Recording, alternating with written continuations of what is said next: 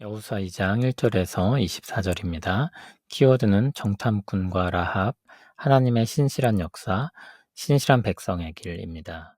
눈의 아들 여호수아가 시딤에서 두 사람을 정탐꾼으로 보내며 이르되 가서 그 땅과 여리고를 엿보라 하매 그들이 가서 라합이라는 기생의 집에 들어가 거기서 유숙하더니 어떤 사람이 여리고 왕에게 말하여 이르되 보소서 이 밤에 이스라엘 자손 중에 몇 사람이 이 땅을 정탐하러 이리로 들어왔나이다. 여리고 왕이 라합에게 사람을 보내어 이르되 내게로 와서 내 집에 들어간 그 사람들을 끌어내라. 그들은 이 온 땅을 정탐하러 왔느니라. 그 여인이 그 두 사람을 이미 숨긴지라. 이르되 과연 그 사람들이 내게 왔었으나 그들이 어디에서 왔는지 나는 알지 못하였고 그 사람들이 어두워 성문을 닫을 때쯤 되어 나갔으니 어디로 갔는지 내가 알지 못하나 급히 따라가라. 그리하면 그들을 따라잡으리라 하였으나 그가 이미 그들을 이끌고 지붕에 올라가서 그 지붕에 버려놓은 삼대에 숨겼더라. 그 사람들은 요단 나루터까지 그들을 쫓아갔고 그들을 뒤쫓는 자들이 나가자 곧 성문을 닫았더라. 또 그들이 눕기 전에 라합이 지붕에 올라가서 그들에게 이르러 말하되 여호와께서 이 땅을 너희에게 주신 줄을 내가 아노라. 우리가 너희를 심히 두려워하고 이 땅 주민들이 다 너희 앞에서 간담이 녹나니 이는 너희가 애굽에서 나올 때 여호와께서 너희 앞에서 홍해물을 마르게 하신 일과 너희가 요단 저쪽에 있는 아모리 사람의 두 왕 시온과 옥에게 행한 일 곧 그들을 전멸시킨 일을 우리가 들었음이니라. 우리가 듣자 곧 마음이 녹았고 너희로 말미암아 사람이 정신을 잃었나니 너희 하나님 여호와는 위로는 하늘에서도 아래로는 땅에서도 하나님이시니라. 그러므로 이제 청하노니 내가 너희를 선대하였은즉 너희도 내 아버지의 집을 선대하도록 여호와로 내게 맹세하고 내게 증표를 내라. 그리고 나의 부모와 나의 남녀 형제와 그들에게 속한 모든 사람을 살려주어 우리 목숨을 죽음에서 건져내라. 그 사람들이 그에게 이르되 내가 우리의 이 일을 누설하지 아니하면 우리의 목숨으로 너희를 대신할 것이요 여호와께서 우리에게 이 땅을 주실 때에는 인자하고 진실하게 너를 대우하리라. 라합이 그들을 창문에서 줄로 달아내리니 그의 집이 성벽 위에 있으므로 그가 성벽 위에 거주하였음이라. 라합이 그들에게 이르되 두렵건대 뒤쫓는 사람들이 너희와 마주칠까 하노니 너희는 산으로 가서 거기서 사흘 동안 숨어 있다가 뒤쫓는 자들이 돌아간 후에 너희의 길을 갈지니라. 그 사람들이 그에게 이르되 내가 우리에게 서약하게 한 이 맹세에 대하여 우리가 허물이 없게 하리니 우리가 이 땅에 들어올 때 우리를 달아내린 창문에 이 붉은 줄을 매고 내 부모와 형제와 내 아버지의 가족을 다 내 집에 모으라. 누구든지 내 집 문을 나가서 거리로 가면 그의 피가 그의 머리로 돌아갈 것이요 우리는 허물이 없으리라. 그러나 누구든지 너와 함께 집에 있는 자에게 손을 대면 그의 피는 우리의 머리로 돌아오려니와 내가 우리의 이 일을 누설하면 내가 우리에게 서약하게 한 맹세에 대하여 우리에게 허물이 없으리라니 라합이 이르되 너희의 말대로 할 것이라 하고 그들을 보내어 가게 하고 붉은 줄을 창문에 매니라. 그들이 가서 산에 이르러 뒤쫓는 자들이 돌아가기까지 사흘을 거기 머물매 뒤쫓는 자들이 그들을 길에서 두루 찾다가 찾지 못하니라. 그 두 사람이 돌이켜 산에서 내려와 강을 건너 눈의 아들 여호수아에게 나아가서 그들이 겪은 모든 일을 고하고 또 여호수아에게 이르되 진실로 여호와께서 그 온 땅을 우리 손에 주셨으므로 그 땅의 모든 주민이 우리 앞에서 간담이 녹더이다 하더라. 아멘. 여호수아는 가나안 땅에 들어가기에 앞서 두 명의 정탐꾼을 그 땅으로 들여보냅니다. 특별히 여리고를 정탐하고 오도록 했는데 이전의 정탐이 전반적인 조사였다면 이번에는 특정한 지역으로 진입하기 위한 구체적인 정찰이었기 때문입니다. 정탐꾼은 라합이라고 하는 기생의 집으로 들어가 정탐을 수행합니다. 그런데 정탐꾼에 대한 소식은 여리고 왕의 귀로도 들어갔습니다. 여리고는 이스라엘의 침략을 예상하고 있었고 경계를 강화하고 있었던 것 같습니다. 그리고 외부인이 침투하기 좋은 경로를 주목해서 보고 있었던 것 같습니다. 여리고 왕은 정탐꾼에 대한 소식을 듣자마자 외부인이 침입하기 좋은 기생 라합의 집으로 사람을 보냈습니다. 그러나 라합은 두 사람을 숨기고 거짓 정보를 흘려 정탐꾼을 구해줍니다. 정탐꾼이 그에게 왔던 것은 맞지만 이미 그들은 떠났다고 하며 하지만 따라가면 잡을 만한 시간이 쫓아가 보라고 했습니다. 8절에서 11절은 라합이 정탐꾼을 도운 이유에 대해 밝힙니다. 그것은 바로 하나님을 경외하기 때문이었습니다. 그는 여호와 하나님께서 그 땅을 이스라엘에게 주셨음을 알고 가나안 땅의 사람들은 이스라엘을 심히 두려워하고 있다고 말합니다. 그들은 출애굽 사건과 요단 동편 정복에 대한 소식을 들었습니다. 그 소식을 듣고 이제 곧 그들이 들어올 것이라는 이야기를 듣자 그들은 큰 두려움에 빠진 것입니다. 이것은 라합만 알고 있었던 것이 아니었습니다. 여호수아 9장 9절에서 10절을 보면 기브온 사람들이 라합과 유사한 말을 하고 있음을 알 수 있습니다. 또 5장 1절에도 이와 같은 말이 반복됩니다. 11절을 보면 라합은 하나님이 하늘과 땅의 하나님이라고 고백합니다. 라합은 하나님을 두려워하기만 한 것이 아니라 하나님께 긍휼을 입을 것도 기대했습니다. 하나님은 그런 라합을 선대하셨습니다. 라합은 정탐꾼들에게 자신이 그들을 선대하였으니 자신의 아버지의 집을 선대해달라고 요청합니다.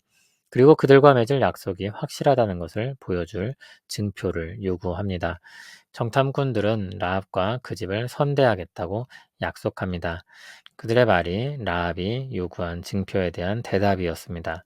하나님께서 가나안 땅의 사람들과 언약을 맺지 말라고 하셨는데 그것은 가나안이 우상을 숭배하고 악했고 이스라엘이 그들에게 끌려갈 것을 우려해서 주신 명령이었습니다. 하지만 라합은 일반적인 가나안의 거주민과는 달랐고 하나님을 경외하는 사람이었습니다. 그리고 라합은 신약에서 믿음의 사람으로 높여지게 됩니다. 여기서 우리는 진정 중요한 것이 가나안 민족이라는 혈통이나 그 무엇이 아니라 하나님과의 관계가 가장 핵심적인 것임을 깨닫게 합니다. 라합은 하나님을 경외하는 사람으로서 정탐꾼들을 선대했고 자신이 하나님께 선대받기를 바랐습니다. 라합은 성벽에 있던 자신의 집에서 줄을 내려 정탐꾼들을 아래로 내려보냈습니다. 그리고 그들이 뒤쫓는 사람들과 마주치지 않도록 산에서 3일을 숨어 있도록 조언했습니다. 정탐꾼들은 라합과 맺은 약속을 지키기 위해 창문에 붉은 줄을 매고 그가 지키려고 한 온 가족을 집에 모으라고 했습니다. 그들은 그렇게 상호간에 실수가 없도록 약속하고 줄을 타고 내려와 이스라엘 진영으로 돌아갔습니다. 참고로 붉은 줄, 더 정확히는 붉은 실의 줄은 그리스도의 피를 상징하는 것으로 해석되기도 하는데 좀 무리가 있는 해석이라고 할 수 있습니다. 그리스도에 대한 예표로 해석을 하려면 신약에서 직접적인 연결을 짓는 말씀이 있거나 혹은 아주 뚜렷하게 연결성을 보여줄 근거가 있어야 합니다. 그런데 붉은 줄과 그리스도의 피는 그런 연관성을 찾기가 어렵습니다. 오히려 더 연결짓기 자연스러운 것은 이스라엘이 유월절 양의 피를 문설주와 임방에 발랐던 것입니다. 그것처럼 붉은 줄이 구분하는 표가 되었다고 보는 것이 무난할 것입니다. 그리고 그것은 라합의 장식품 중 하나로 다른 것들과 구분할 수 있는 고유한 물건이었을 것입니다. 정탐꾼은 라합의 말대로 3일을 기다렸다가 귀환합니다. 그리고 여호수아에게 모든 것을 그대로 보고했습니다. 여호수아는 라합의 말을 전해 듣고 하나님이 이미 가나안 사람들의 마음을 두렵게 하였음을 확인하고 더욱 담대하게 가나안을 향해 진격할 수 있었습니다.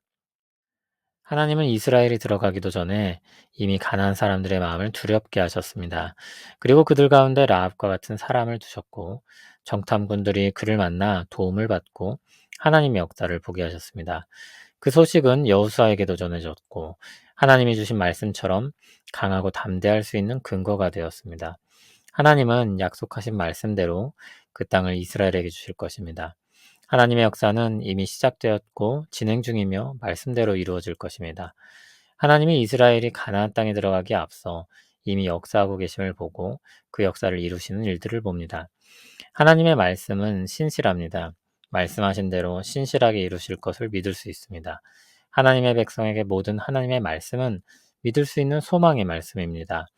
예수 그리스도 안에서 주어진 약속의 말씀들은 우리에게 힘과 위로가 됩니다.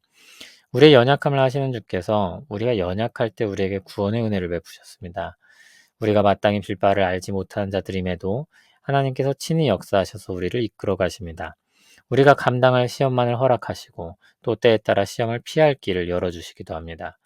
예수 그리스도 안에서 우리는 장차 의로운 자로 인정받을 것이며 계속해서 거룩한 방향으로 인도함을 받을 것입니다. 이 모든 약속의 말씀들은 우리 안에 오신 성령님께서 신실하게 우리 안에 이루실 것입니다. 구름같이 허다한 믿음의 사람들이 그 길을 갔고 하나님의 신실하심을 경험했습니다. 우리 역시 그 신실한 역사를 경험할 것입니다. 그 신실한 역사는 놀랍게도 라합에게도 일어났습니다. 이방인인지 그가 살았던 삶이 부끄러웠는지 그와 같은 것들은 중요하지 않았습니다. 더 중요한 것은 하나님을 경외하며 언제든지 돌이키는 것이었습니다. 하나님께로 돌아와 은혜를 구하는 것이었습니다. 그와 같이 누구든지 그리스도께 은혜를 구하며 나온 사람들이 주님의 은혜를 얻습니다. 누구든지 하나님을 경외하고 은혜를 구하며 그리스도를 믿으면 구원의 은혜를 얻습니다.